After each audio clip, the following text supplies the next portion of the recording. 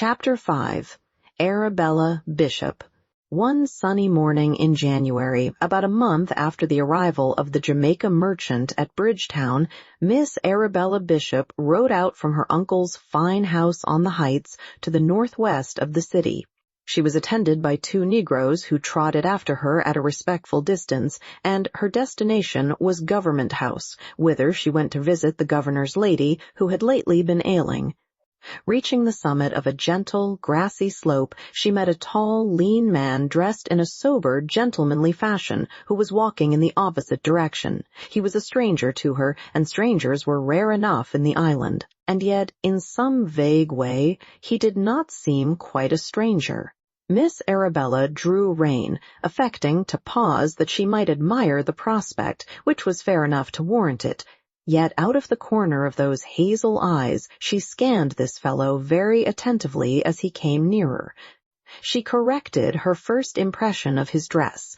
It was sober enough, but hardly gentlemanly. Coat and breeches were of plain homespun, and if the former sat so well upon him, it was more by virtue of his natural grace than by that of tailoring. His stockings were of cotton, harsh and plain, and the broad castor, which he respectfully doffed as he came up with her, was an old one, unadorned by band or feather. What had seemed to be a periwig at a little distance was now revealed for the man's own lustrous, coiling black hair. Out of a brown, shaven, saturnine face, two eyes that were startlingly blue considered her gravely. The man would have passed on, but that she detained him. "I think I know you, sir," said she. Her voice was crisp and boyish, and there was something of boyishness in her manner, if one can apply the term to so dainty a lady. It arose perhaps from an ease, a directness, which disdained the artifices of her sex and set her on good terms with all the world. To this it may be due that Miss Arabella had reached the age of 25, not merely unmarried but unwooed. She used with all men a sisterly frankness, which in itself contains a quality of aloofness, rendering it difficult for any man to become her lover. Her Negroes had halted at some distance in the rear, and they squatted now upon the short grass until it should be her pleasure to proceed upon her way. The stranger came to a standstill upon being addressed. "A lady should know her own property," said he. "My property?" "Your uncle's, leastways. Let me present myself. I am called Peter Blood, and I am worth precisely £10. I know it because that is the sum your uncle paid for me. It is not every man has the same opportunities of ascertaining his real value." She recognized him then. She had not seen him since that day upon the mole a month ago, and that she should not instantly have known him again, despite the interest he had then aroused in her, is not surprising, considering the change he had wrought in his appearance, which now was hardly that of a slave. "My God," said she, "and you can laugh." "It's an achievement," he admitted, "but then I have not fared as ill as I might." "I have heard of that," said she. What she had heard was that this rebel convict had been discovered to be a physician. The thing had come to the ears of Governor Steed, who suffered damnably from the gout, and Governor Steed had borrowed the fellow from his purchaser. Whether by skill or good fortune, Peter Blood had afforded the governor that relief which His Excellency had failed to obtain from the ministrations of either of the two physicians practicing in Bridgetown. Then the governor's lady had desired him to attend her for the megrims. Mr. Blood had found her suffering from nothing worse than peevishness, the result of a natural petulance aggravated by the dullness of life in Barbados to a lady of her social aspirations. But he had prescribed for her none the less, and she had conceived herself the better for his prescription. After that, the fame of him had gone through Bridgetown, and Colonel Bishop had found that there was more profit to be made out of this new slave by leaving him to pursue his profession than by setting him to work on the plantations, for which purpose he had been originally acquired. "It is yourself, madam, I have to thank for my comparatively easy and clean condition," said Mr. Blood, "and I am glad to take this opportunity of doing so." The gratitude was in his words rather than in his tone. Was he mocking, she wondered, and looked at him with the searching frankness that another might have found disconcerting. He took the glance for a question and answered it. If some other planter had bought me, he explained, it is odds that the facts of my shining abilities might never have been brought to light, and I should be hewing and hoeing at this moment like the poor wretches who were landed with me. And why do you thank me for that? It was my uncle who bought you. But he would not have done so had you not urged him. I perceived your interest. At the time, I resented it. You resented it? There was a challenge in her boyish voice. I have had no lack of experiences of this mortal life, but to be bought and sold was a new one, and I was hardly in the mood to love my purchaser. If I urged you upon my uncle, sir, it was that I commiserated you. There was a slight severity in her tone, as if to reprove the mixture of mockery and flippancy in which he seemed to be speaking. She proceeded to explain herself. My uncle may appear to you a hard man, no doubt he is. They are all hard men, these planters. It is the life, I suppose. But there are others here who are worse. There is Mr. Crabston, for instance, up at Spadestown. He was there on the mole, waiting to buy my uncle's leavings, and if you had fallen into his hands, a dreadful man. That is why. He was a little bewildered. This interest in a stranger, he began, then changed the direction of his probe. But there were others as deserving of commiseration. You did not seem quite like the others. I am not, said he. Oh, she stared at him, bridling a little. You have a good opinion of yourself. On the contrary, the others are all worthy rebels. I am not. That is the difference. I was one who had not the wit to see that England requires purifying. I was content to pursue a doctor's trade in Bridgewater, whilst my betters were shedding their blood to drive out an unclean tyrant and his rascally crew. Sir, she checked him, I think you are talking treason. I hope I am not obscure, said he. There are those here who would have you flogged if they heard you. The governor would never allow it. He has the gout, and his lady has the megrims. Do you depend upon that? She was frankly scornful. You have certainly never had the gout, probably not even the megrims, said he. She made a little impatient movement with her hand, and looked away from him a moment, out to sea. Quite suddenly she looked at him again, and now her brows were knit. But if you are not a rebel, how come you here? He saw the thing she apprehended, and he laughed. Faith now, it's a long story, said he. And one perhaps that you would prefer not to tell? Briefly on that he told it her. My God, what an infamy, she cried when he had done. Oh, it's a sweet country, England under King James. There's no need to commiserate me further. All things considered, I prefer Barbados. Here at least one can believe in God. He looked first to right, then to left as he spoke, from the distant shadowy bulk of Mount Hill Bay to the limitless ocean ruffled by the winds of heaven. Then, as if the fair prospect rendered him conscious of his own littleness and the insignificance of his woes, he fell thoughtful. Is that so difficult elsewhere? She asked him, and she was very grave. Men make it so. I see. She laughed a little, on a note of sadness, it seemed to him. I have never deemed Barbados the earthly mirror of heaven, she confessed, but no doubt you know your world better than I. She touched her horse with her little silver-hilted whip. I congratulate you on this easing of your misfortunes. He bowed, and she moved on. Her negroes sprang up and went trotting after her. A while Peter Blood remained standing there, where she left him, conning the sunlit waters of Carlisle Bay below, and the shipping in that spacious haven about which the gulls were fluttering noisily. It was a fair enough prospect, he reflected, but it was a prison, and in announcing that he preferred it to England, he had indulged that almost laudable form of boasting which lies in belittling our misadventures. He turned, and resuming his way, went off in long, swinging strides towards the little huddle of huts built of mud and wattles.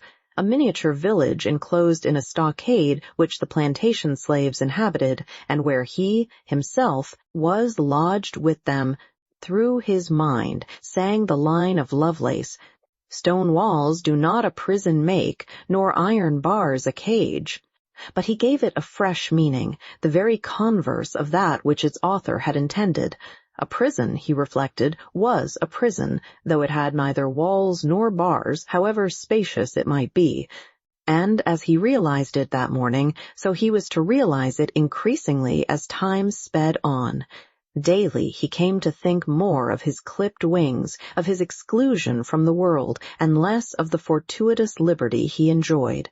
Nor did the contrasting of his comparatively easy lot with that of his unfortunate fellow convicts bring him the satisfaction a differently constituted mind might have derived from it.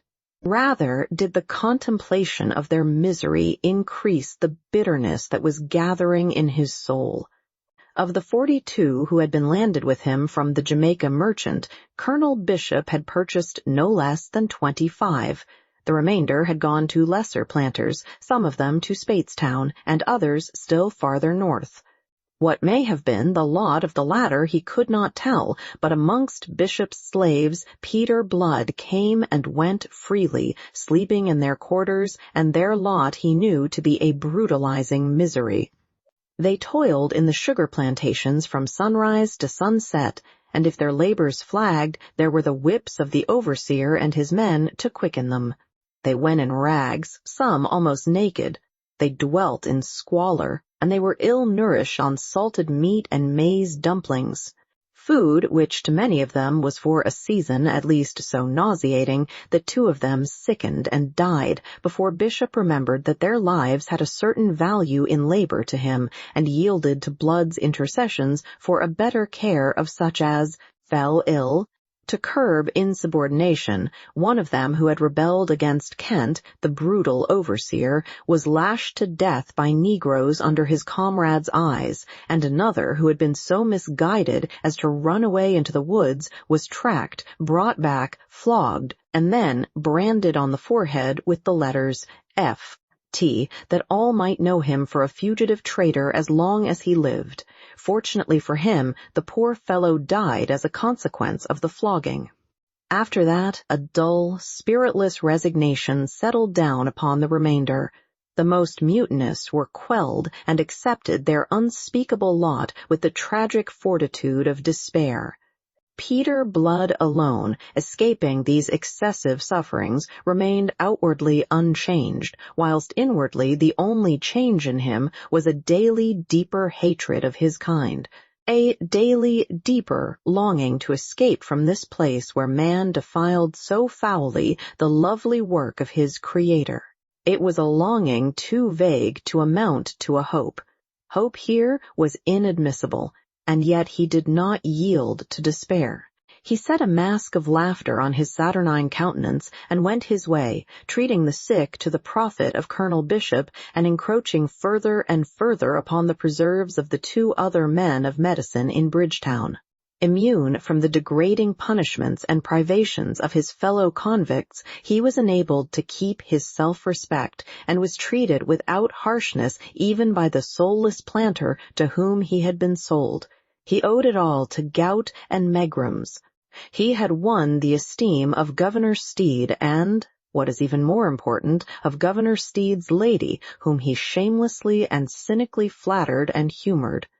Occasionally he saw Miss Bishop, and they seldom met, but that she paused to hold him in conversation for some moments, evincing her interest in him. Himself, he was never disposed to linger. He was not, he told himself, to be deceived by her delicate exterior, her sapling grace, her easy boyish ways and pleasant boyish voice. In all his life, and it had been very varied, he had never met a man whom he accounted more beastly than her uncle, and he could not dissociate her from the man. She was his niece, of his own blood, and some of the vices of it, some of the remorseless cruelty of the wealthy planter, must, he argued, inhabit that pleasant body of hers. He argued this very often to himself, as if answering and convincing some instinct that pleaded otherwise, and arguing it, he avoided her when it was possible, and was frigidly civil when it was not. Justifiable as his reasoning was, plausible as it may seem, yet he would have done better to have trusted the instinct that was in conflict with it. Though the same blood ran in her veins as in those of Colonel Bishop, yet hers was free of the vices that tainted her uncle's, for these vices were not natural to that blood. They were, in his case, acquired. Her father, Tom Bishop, that same Colonel Bishop's brother, had been a kindly, chivalrous, gentle soul, who, broken-hearted by the early death of a young wife, had abandoned the old world and sought an anodyne for his grief in the new. He had come out to the Antilles, bringing with him his little daughter, then 5 years of age, and had given himself up to the life of a planter. He had prospered from the first, as men sometimes will who care nothing for prosperity. Prospering, he had bethought him of his younger brother, a soldier at home reputed somewhat wild. He had advised him to come out to Barbados, and the advice, which at another season William Bishop might have scorned, reached him at a moment when his wildness was beginning to bear such fruit that a change of climate was desirable. William came and was admitted by his generous brother to a partnership in the prosperous plantation. Some 6 years later, when Arabella was 15, her father died, leaving her in her uncle's guardianship. It was perhaps his one mistake. But the goodness of his own nature colored his views of other men. Moreover, himself, he had conducted the education of his daughter, giving her an independence of character upon which perhaps he counted unduly. As things were, there was little love between uncle and niece, but she was dutiful to him, and he was circumspect in his behavior before her. All his life, and for all his wildness, he had gone in a certain awe of his brother, whose worth he had the wit to recognize. And now it was almost as if some of that awe was transferred to his brother's child, who was also, in a sense, his partner, although she took no active part in the business of the plantations. Peter Blood judged her, as we are all too prone to judge, upon insufficient knowledge. He was very soon to have cause to correct that judgment. One day towards the end of May, when the heat was beginning to grow oppressive, there crawled into Carlisle Bay a wounded, battered English ship, the Pride of Devon, her freeboard scarred and broken, her coach a gaping wreck. Her mizzen so shot away that only a jagged stump remained to tell the place where it had stood. She had been in action off Martinique with 2 Spanish treasure ships, and although her captain swore that the Spaniards had beset him without provocation, it is difficult to avoid a suspicion that the encounter had been brought about quite otherwise. One of the Spaniards had fled from the combat, and if the Pride of Devon had not given chase, it was probably because she was, by then, in no case to do so. The other had been sunk, but not before the English ship had transferred to her own hold a good deal of the treasure aboard the Spaniard. It was, in fact, one of those piratical affrays which were a perpetual source of trouble between the courts of St. James's and the Escurial, complaints emanating now from one and now from the other side. Steed, however, after the fashion of most colonial governors, was willing enough to dull his wits to the extent of accepting the English seaman's story, disregarding any evidence that might belie it. He shared the hatred so richly deserved by arrogant, overbearing Spain that was common to men of every other nation, from the Bahamas to the Main. Therefore he gave the Pride of Devon the shelter she sought in his harbor and every facility to careen and carry out repairs. But before it came to this, they fetched from her hold over a score of English seamen, as battered and broken as the ship herself, and together with these some 6 Spaniards in like case, the only survivors of a boarding party from the Spanish galleon that had invaded the English ship and found itself unable to retreat. These wounded men were conveyed to a long shed on the wharf, and the medical skill of Bridgetown was summoned to their aid. Peter Blood was ordered to bear a hand in this work, and partly because he spoke Castilian, and he spoke it as fluently as his own native tongue, partly because of his inferior condition as a slave, he was given the Spaniards for his patients. Now, Blood had no cause to love Spaniards. His 2 years in a Spanish prison and his subsequent campaigning in the Spanish Netherlands had shown him a side of the Spanish character which he had found anything but admirable. Nevertheless, he performed his doctor's duties zealously and painstakingly, if emotionlessly, and even with a certain superficial friendliness towards each of his patients. These were so surprised at having their wounds healed instead of being summarily hanged that they manifested a docility very unusual in their kind. They were shunned, however, by all those charitably disposed inhabitants of Bridgetown who flocked to the improvised hospital with gifts of fruit and flowers and delicacies for the injured English seamen. Indeed, had the wishes of some of these inhabitants been regarded, the Spaniards would have been left to die like vermin, and of this Peter Blood had an example almost at the very outset.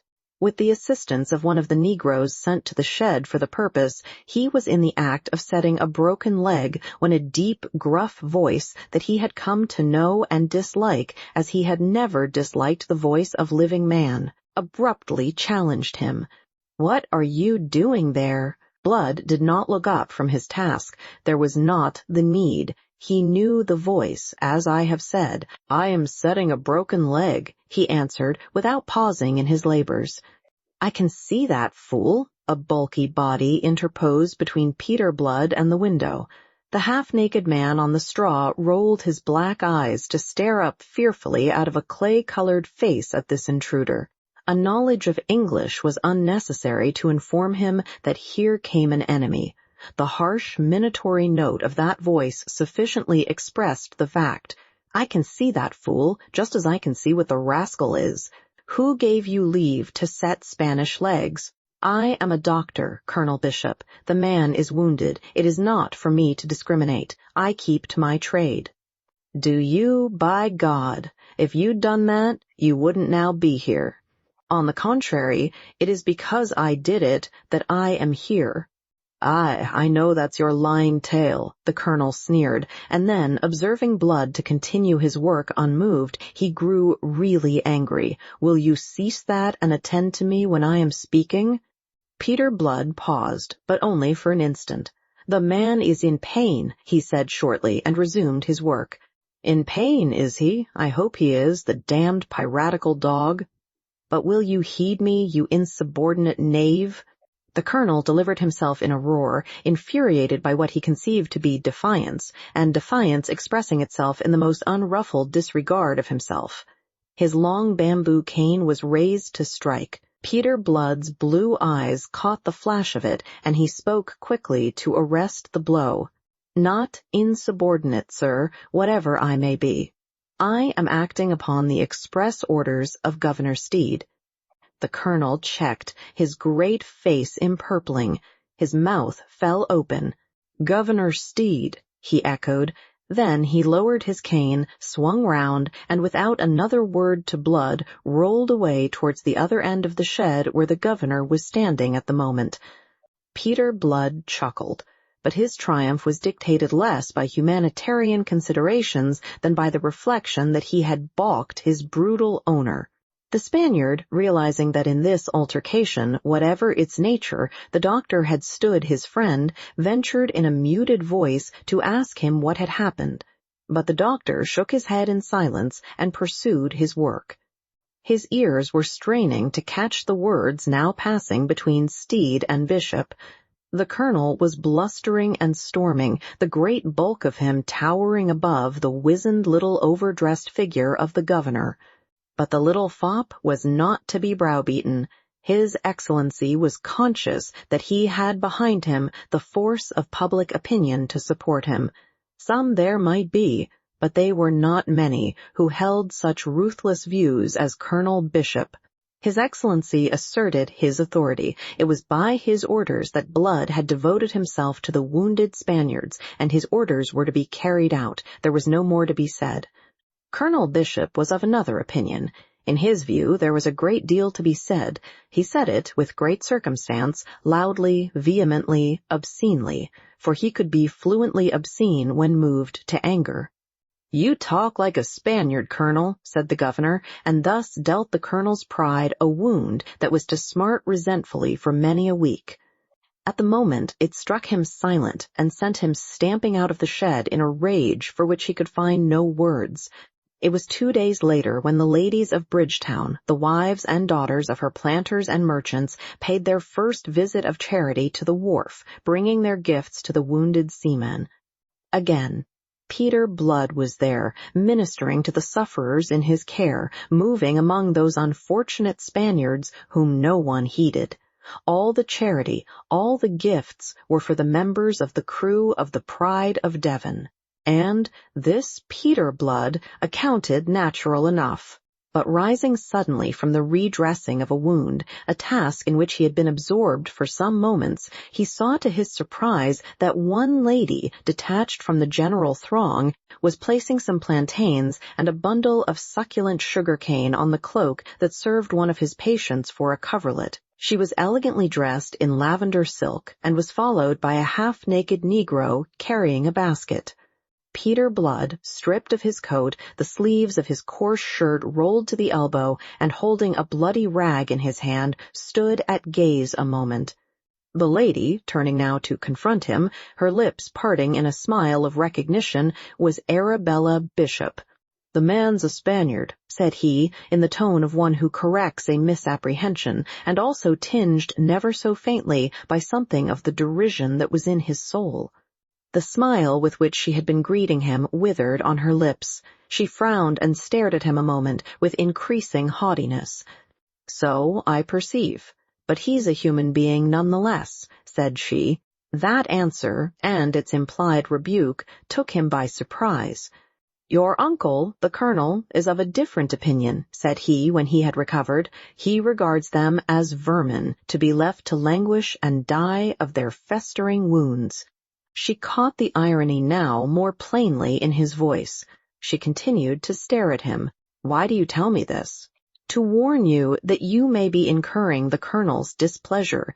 If he had had his way, I should never have been allowed to dress their wounds." "And you thought, of course, that I must be of my uncle's mind?" There was a crispness about her voice, an ominous, challenging sparkle in her hazel eyes. "I'd not willingly be rude to a lady even in my thoughts," said he, "but that you should bestow gifts on them, considering that if your uncle came to hear of it—" He paused, leaving the sentence unfinished.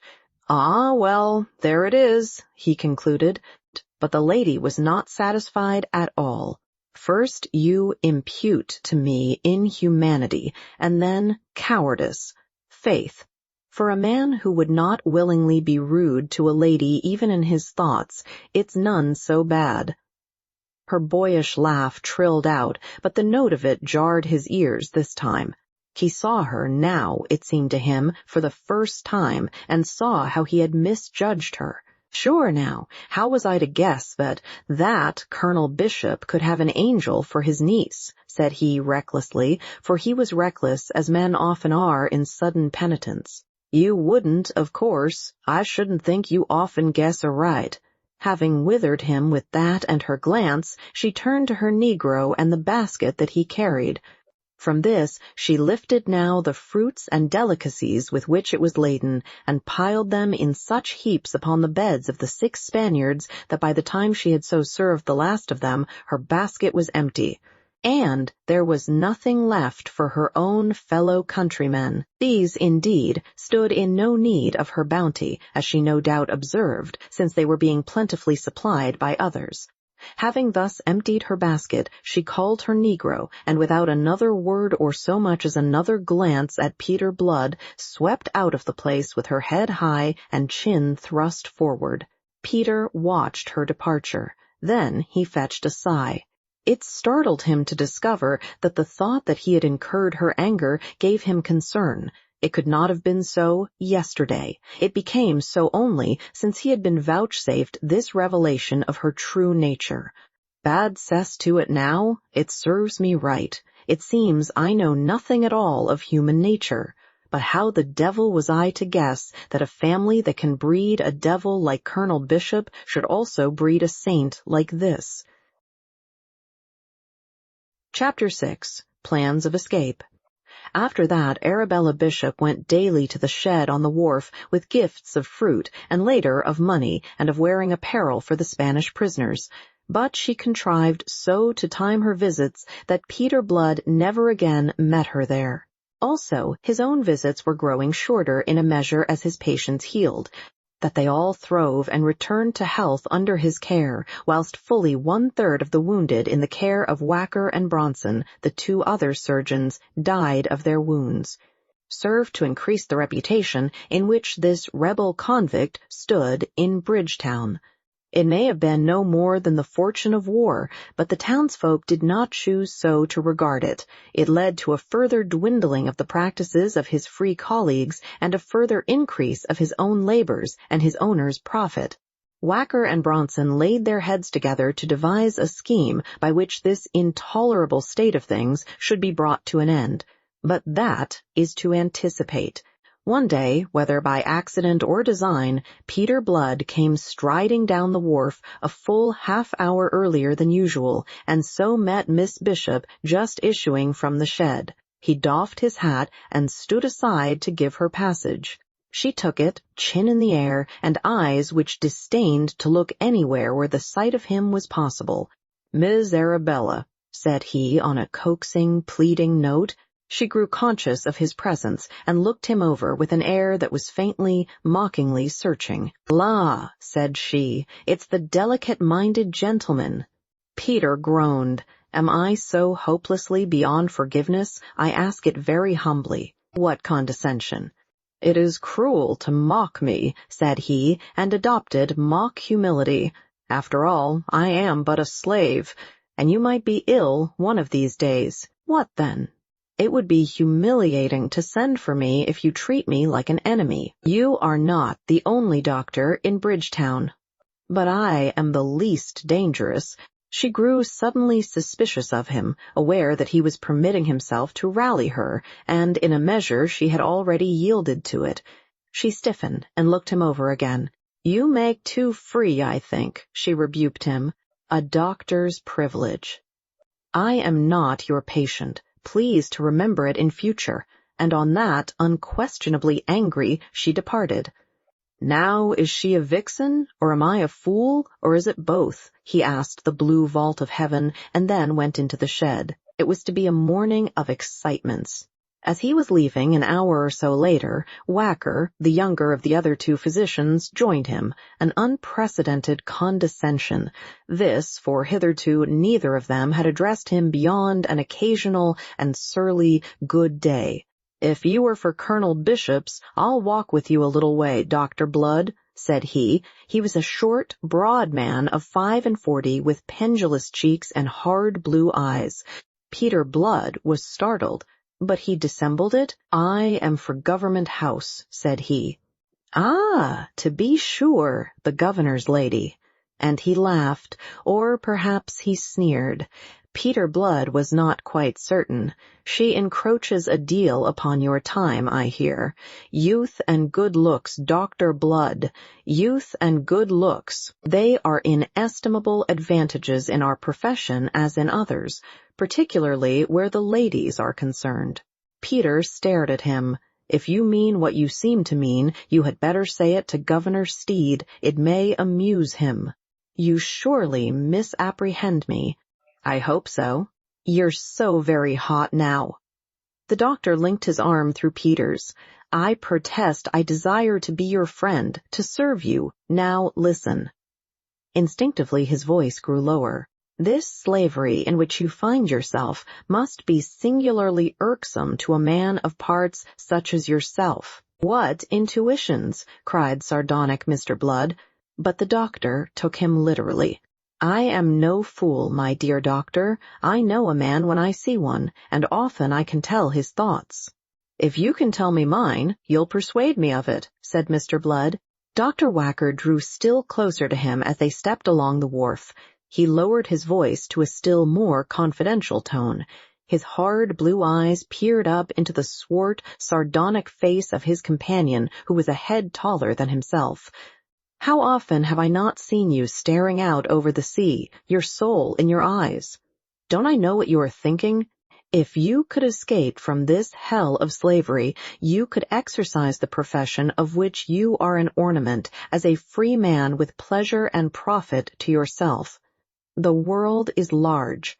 There are many nations besides England where a man of your parts would be warmly welcomed. There are many colonies besides these English ones." Lower still came the voice until it was no more than a whisper, yet there was no one within earshot. "It is none so far now to the Dutch settlement of Curaçao. At this time of the year the voyage may safely be undertaken in a light craft, and Curaçao need be no more than a stepping-stone to the great world which would lie open to you once you were delivered from this bondage." Dr. Whacker ceased. He was pale and a little out of breath, but his hard eyes continued to study his impassive companion. "Well," he said, after a pause, "what do you say to that?" Yet Blood did not immediately answer. His mind was heaving in tumult, and he was striving to calm it that he might take a proper survey of this thing flung into it to create so monstrous a disturbance. He began where another might have ended. "I have no money, and for that a handsome sum would be necessary. Did I not say that I desired to be your friend?" "Why?" asked Peter Blood at point-blank range, but he never heeded the answer, whilst Dr. Whacker was professing that his heart bled for a brother doctor languishing in slavery, denied the opportunity which his gifts entitled him to make for himself. Peter Blood pounced like a hawk upon the obvious truth. Whacker and his colleague desired to be rid of one who threatened to ruin them. Sluggishness of decision was never a fault of Blood's. He leapt where another crawled, and so this thought of evasion, never entertained until planted there now by Dr. Whacker, sprouted into instant growth. I see," he said, whilst his companion was still talking, explaining, and to save Dr. Whacker's face he played the hypocrite.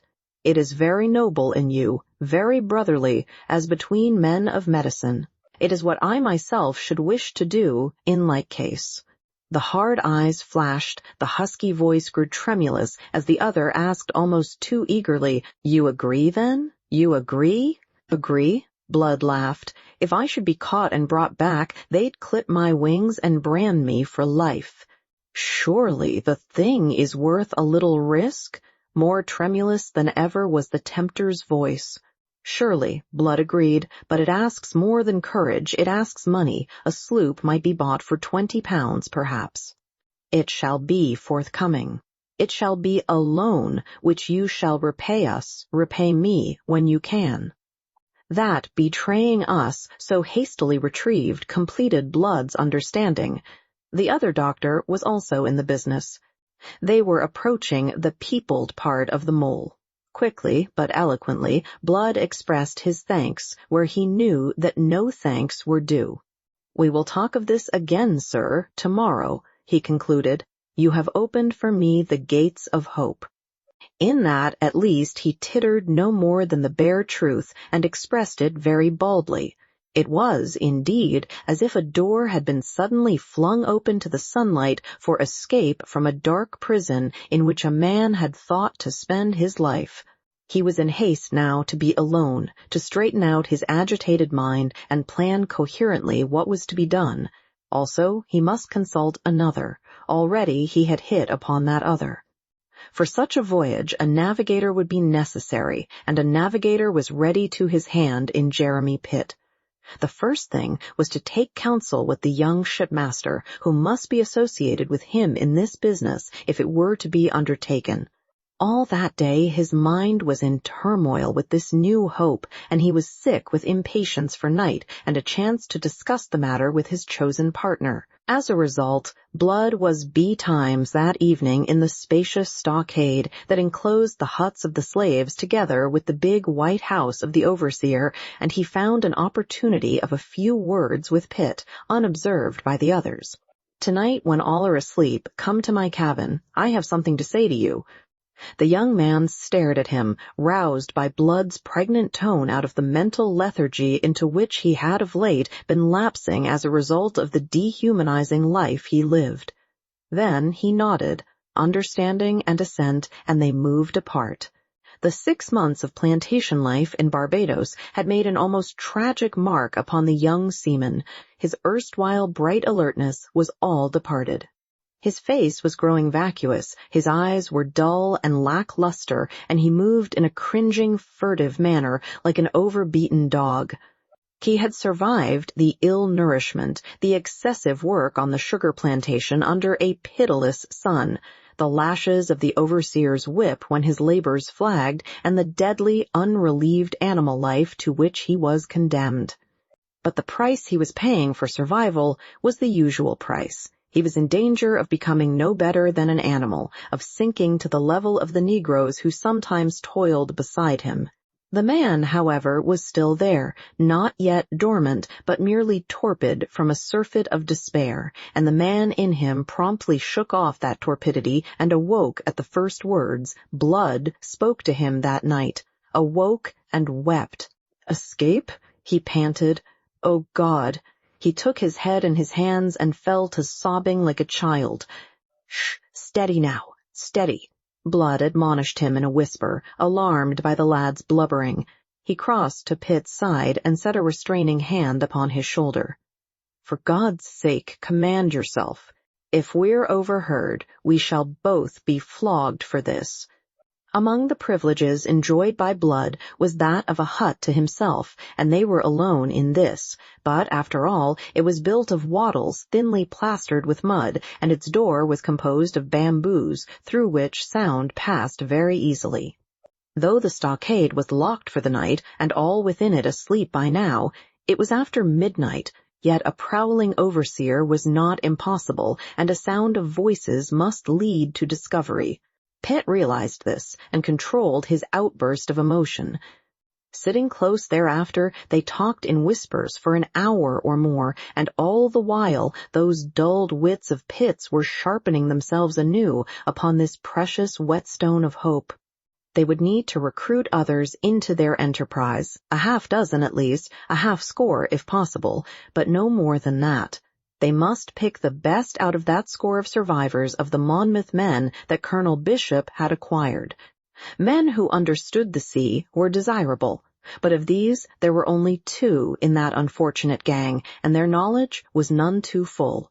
They were Hagthorpe, a gentleman who had served in the Royal Navy, and Nicholas Dyke, who had been a petty officer in the late King's time, and there was another who had been a gunner, a man named Ogle. It was agreed before they parted that Pitt should begin with these 3 and then proceed to recruit some 6 or 8 others. He was to move with the utmost caution, sounding his men very carefully before making anything in the nature of a disclosure, and even then avoid rendering that disclosure so full that its betrayal might frustrate the plans which as yet had to be worked out in detail. Laboring with them in the plantations, Pitt would not want for opportunities of broaching the matter to his fellow slaves. Caution above everything was Blood's last recommendation to him at parting. Who goes slowly goes safely, as the Italians have it. And remember that if you betray yourself, you ruin all, for you are the only navigator amongst us, and without you there is no escaping. Pitt reassured him, and slunk off back to his own hut and the straw that served him for a bed.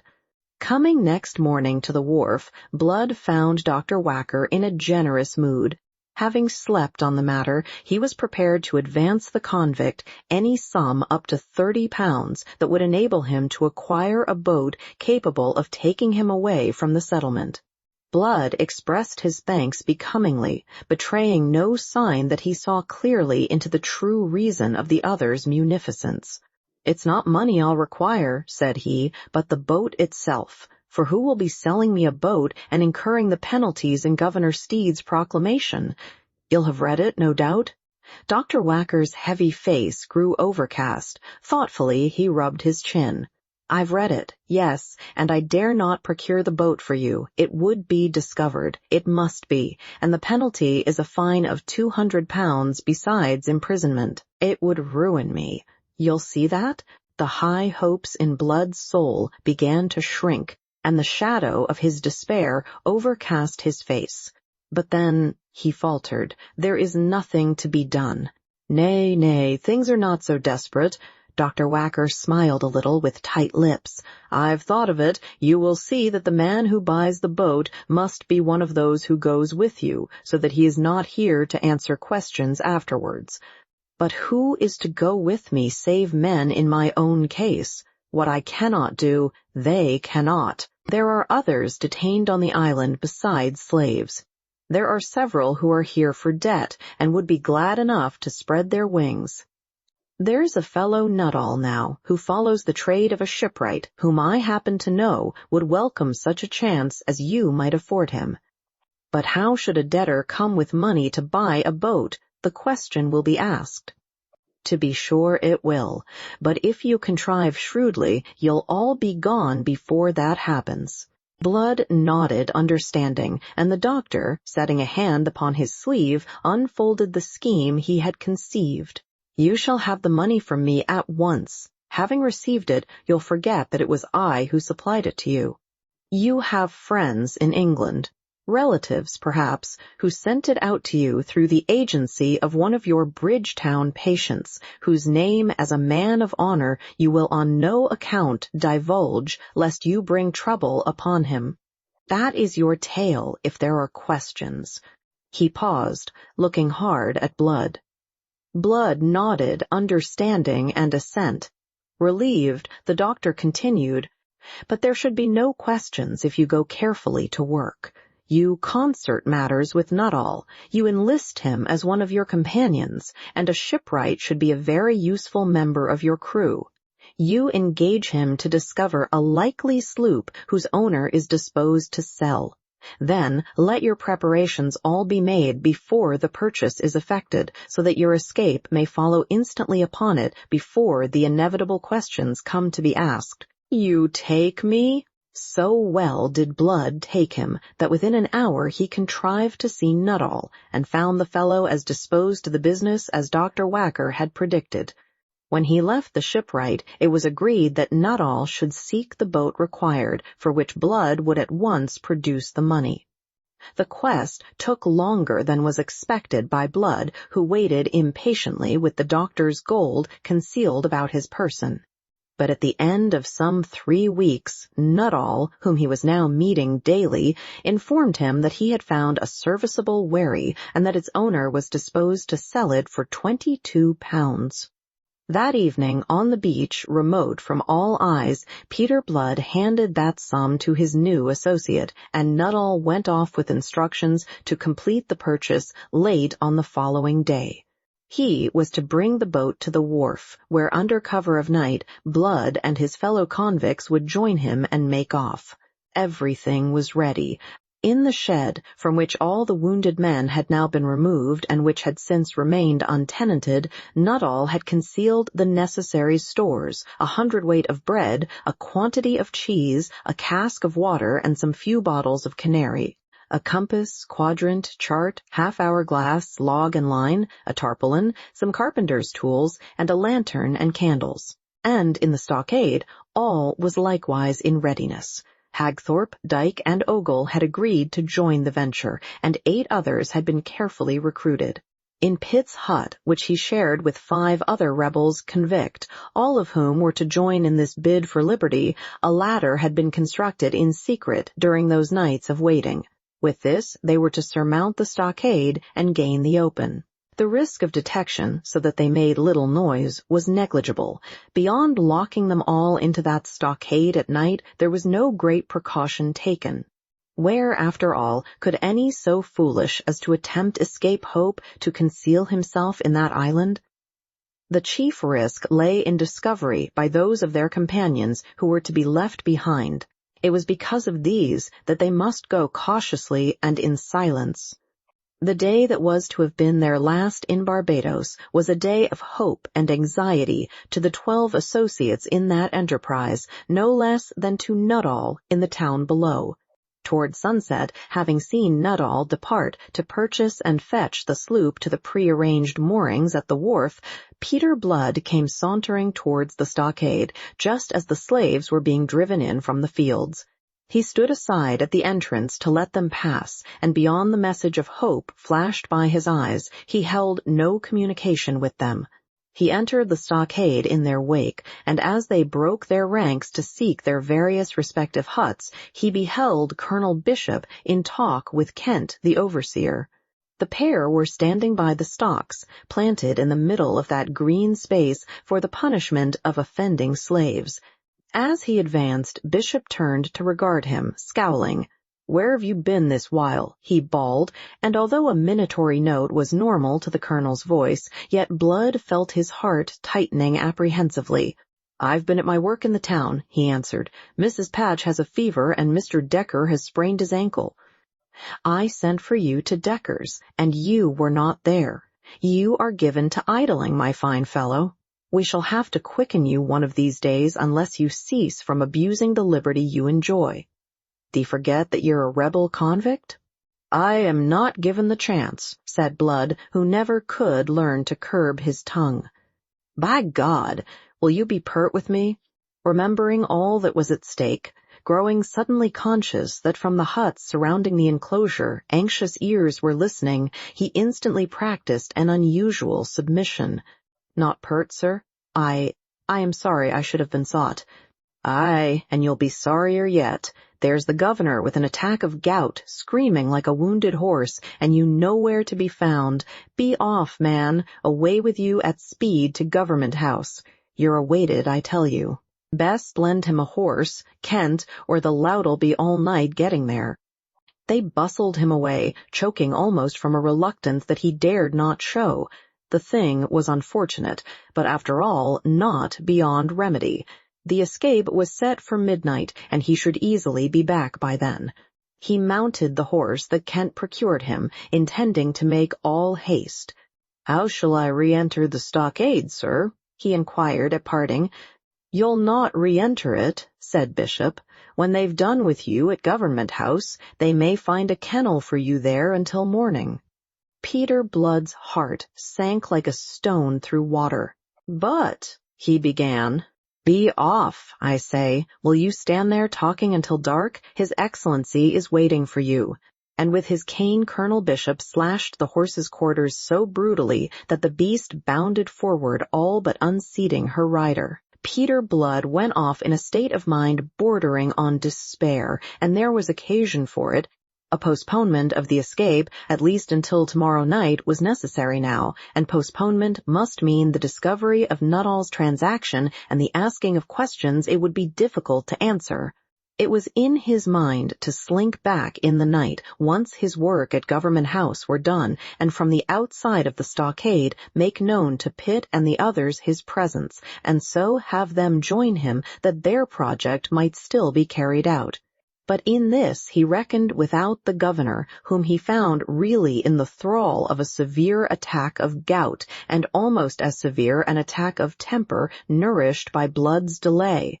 The doctor was kept in constant attendance upon him until long after midnight, when at last he was able to ease the sufferer a little by a bleeding. Thereupon he would have withdrawn, but Steed would not hear of it. Blood must sleep in his own chamber to be at hand in case of need. It was as if fate made sport of him. For that night, at least, the escape must be definitely abandoned. Not until the early hours of the morning did Peter Blood succeed in making a temporary escape from Government House on the ground that he required certain medicaments, which he must, himself, procure from the apothecary.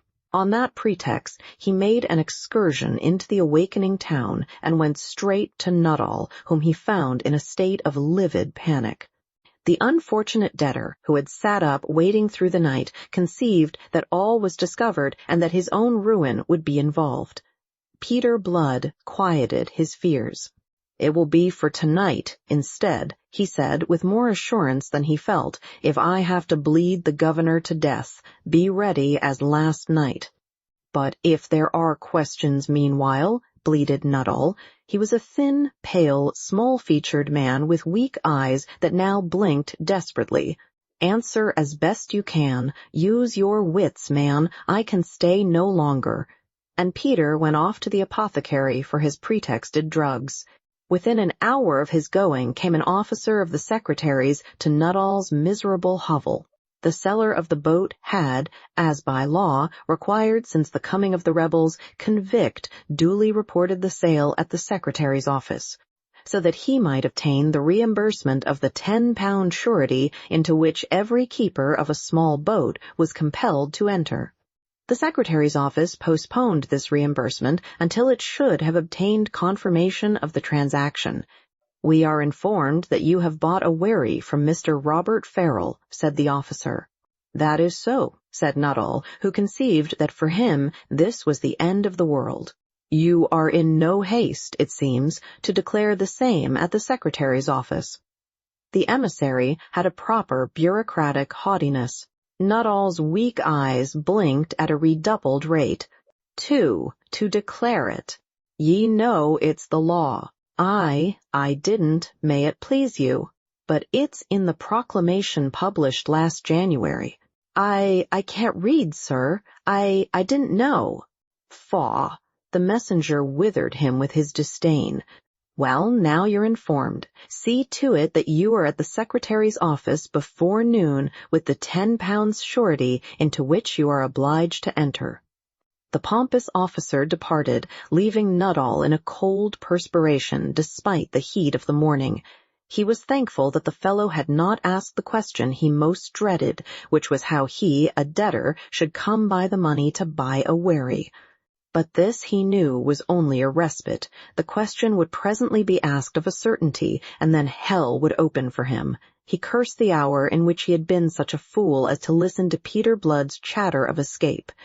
He thought it very likely that the whole plot would be discovered, and that he would probably be hanged, or at least branded and sold into slavery like those other damned rebels convict with whom he had been so mad as to associate himself.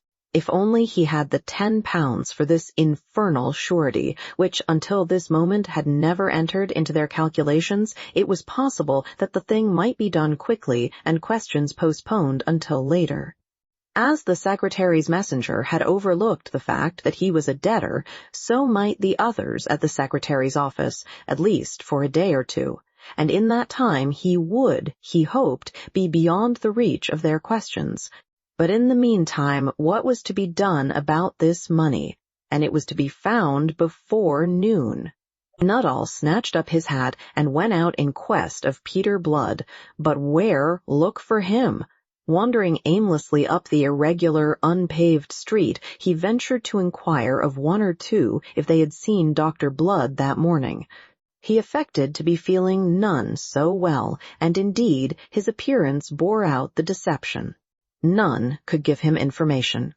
And since Blood had never told him of Whacker's share in this business, he walked in his unhappy ignorance past the door of the one man in Barbados who would eagerly have saved him in this extremity. Finally, he determined to go up to Colonel Bishop's plantation. Probably Blood would be there. If he were not, Nuttall would find Pitt and leave a message with him. He was acquainted with Pitt and knew of Pitt's share in this business. His pretext for seeking Blood must still be that he needed medical assistance. And at the same time that he set out, insensitive in his anxiety to the broiling heat, to climb the heights to the north of the town, Blood was setting out from Government House at last, having so far eased the governor's condition as to be permitted to depart. Being mounted, he would, but for an unexpected delay, have reached the stockade ahead of Nuttall, in which case several unhappy events might have been averted. The unexpected delay was occasioned by Miss Arabella Bishop. They met at the gate of the luxuriant garden of Government House, and Miss Bishop, herself mounted, stared to see Peter Blood on horseback. It happened that he was in good spirits. The fact that the governor's condition had so far improved as to restore him his freedom of movement had sufficed to remove the depression under which he had been laboring for the past 12 hours and more. In its rebound, the mercury of his mood had shot higher far than present circumstances warranted. He was disposed to be optimistic. What had failed last night would certainly not fail again tonight. What was a day, after all? The secretary's office might be troublesome, but not really troublesome for another 24 hours at least, and by then they would be well away. This joyous confidence of his was his first misfortune. The next was that his good spirits were also shared by Miss Bishop, and that she bore no rancor. The two things conjoined to make the delay that in its consequences was so deplorable. "Good morning, sir," she hailed him pleasantly. "It's close upon a month since last I saw you."